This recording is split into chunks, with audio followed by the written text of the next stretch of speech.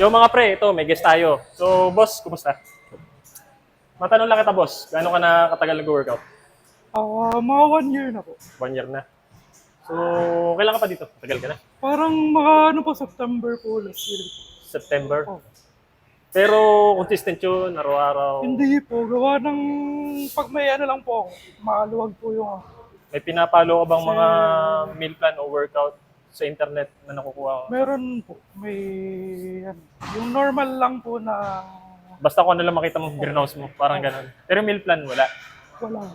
So, ito, baka makatulong, Brad. So, gagamit tayo ng pinakamalupit na fitness app sa Pilipinas. Number 1 to.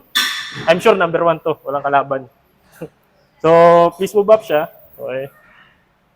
So, ito, Please move up. kunin ko muna yung details mo. So, male, age mo is 26 po. 26. Weight mo is 75 po. 75. Okay. Height mo is 5'6". 5'6". Activity level. Mga ilang beses yung kaya mong achieve sa isang linggo na workout? Mga 3 to 4 po.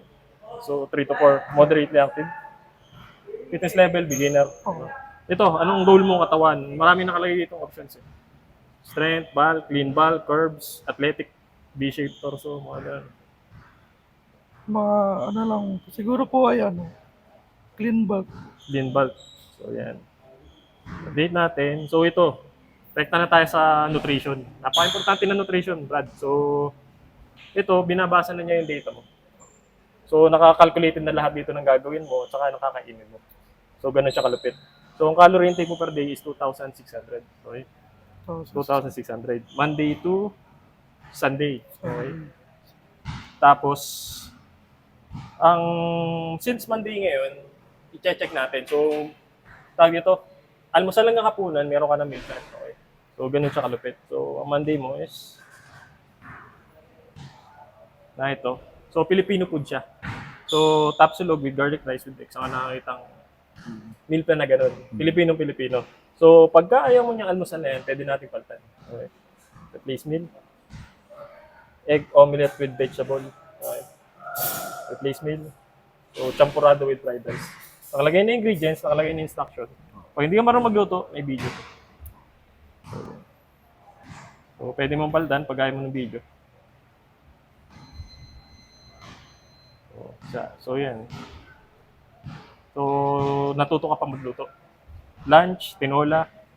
Dinner mo, sinigang na baboy. So, ganun siya kalupit. Okay. Back natin. So, ito. Papunta tayo sa workout. Brother. So, Monday to Sunday. Okay.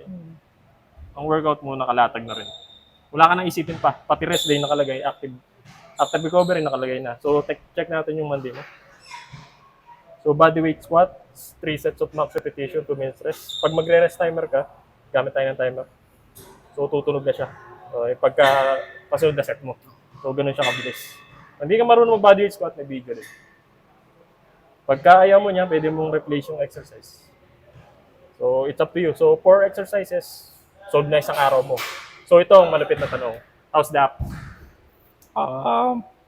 Ano po, accessible po, tsaka madami talaga siya. Kumbaga po, makakatulong po talaga sa workout. Workout. May nakita ka na bang ganyang app sa, I'm sure nagbabrowse ka sa mga Meron store. naman po, kaso po ay more on ano lang po. Yung mga exercise lang. Medyo komplikado, di ba? Oo. Ito kasi, ang goal nito, mapadali yung buhay nyo. Hindi mo na kailangan mag-isip. Okay? So, sa napakaliit na app, magagawa na niya lahat. So, yun lang. Brad, install na kayo.